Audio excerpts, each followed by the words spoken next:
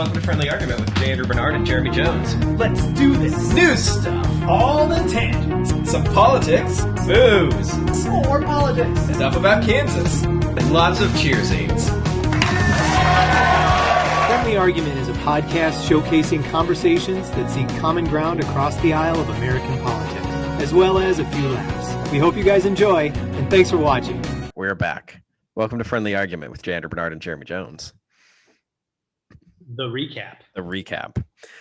All right, so Jeremy, this time we talked about, we started, the main theme of our conversation was the power outages in Texas because of the snowstorm. Correct. And that led us to a conversation about regulation and what I would call sort of high standards and protections, and you would call hand-holding. Yes, that would probably, yeah. Would be busybodyism. Busybodyism. And I think what we talked about, we had talked about all sorts of stuff, education and engineering, but the overall that I took from it, and I'll give you a moment to recap as well, was that this is an essential conversation. Like, this is an essential liberal conservative conversation because, you know, it's eternal. Where is that right balance of regulation and protections and hand holding and butt wiping?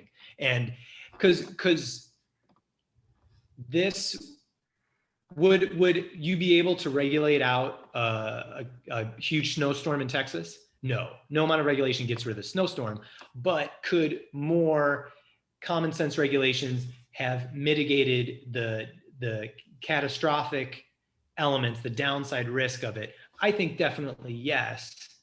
And I think that there would be a way to do that without hurting without it being so much hand holding, so much big brother, so much butt wiping, which no one wants that. Yeah. And so I think, like, and then where I was coming from, and maybe this is a point where we didn't quite connect conversationally, was that I didn't think that what was happening in Texas was within the realm where regulation would have even helped, because I don't think that it would have been a thing that regulation would have foreseen.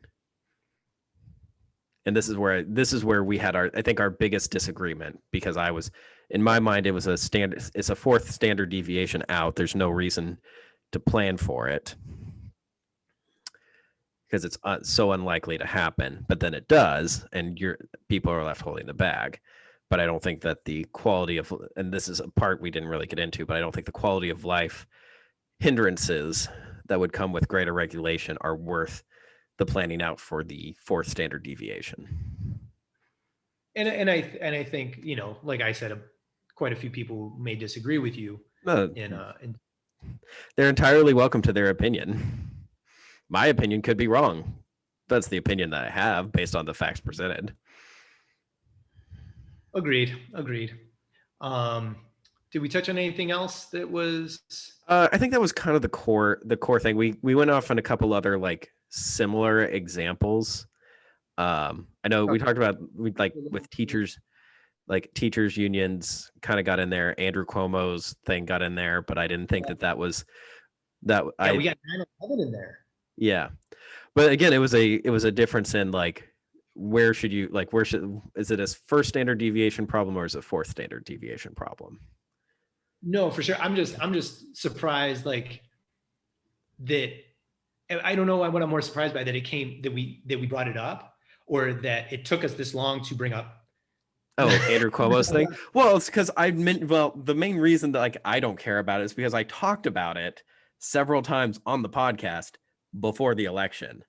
So I'm like, yeah, of course it happened. Like, we were talking about it when it was happening, but no one gave a damn because it was the middle of the election and it would hurt the Democrats. This is 9/11, the 9/11 thing? No, the Andrew Cuomo thing.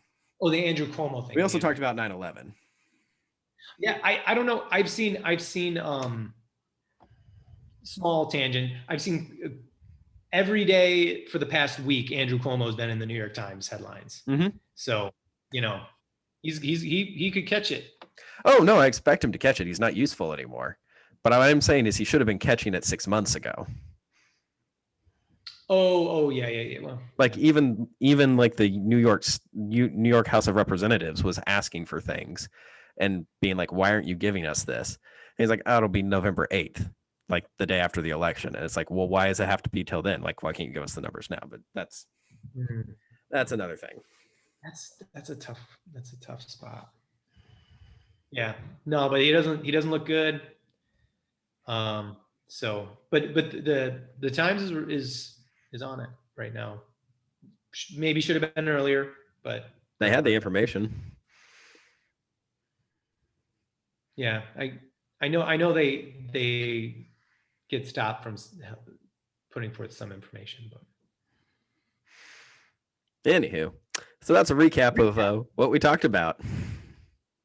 There we go, Jeremy Jones. I'll let you do it again since I normally am the outro. Perfect.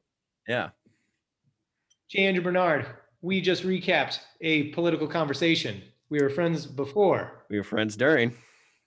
Friends after. Cheers, buddy.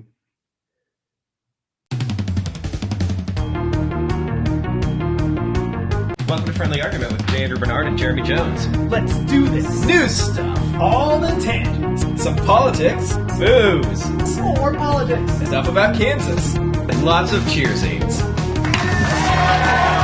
Friendly Argument is a podcast showcasing conversations that seek common ground across the aisle of American politics, as well as a few laughs. We hope you guys enjoy, and thanks for watching.